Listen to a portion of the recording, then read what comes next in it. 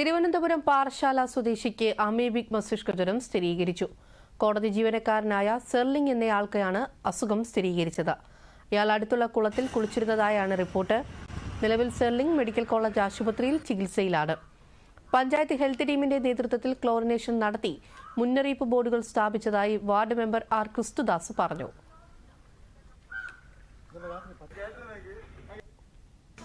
കേരള ആരോഗ്യ വകുപ്പിന്റെ അവിടെ നിന്നൊരു ഇൻഫർമേഷൻ കിട്ടി.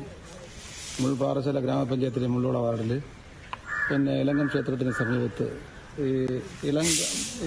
ഇലങ്കം കാരാളി വലിയ തോടിന്റെ സൈഡിലായിട്ട് ഷെർലിംഗ് എന്ന ഒരു യുവാവ് ഇവിടെ താമസിക്കുന്നുണ്ട്.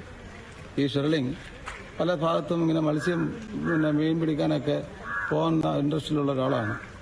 ഈ തമിഴ്നാട്ടിൽ നിന്ന് ഉത്ഭവിച്ച് വരുന്ന വലിയ തോട് ഈ ഷെർലിംഗിന്റെ വീടിനടുത്ത് തന്നെ ഒരു തടയണ കെട്ടി കുറച്ച് വെള്ളം സ്റ്റോക്ക് ചെയ്ത് നിർത്തിയിട്ടുണ്ട്.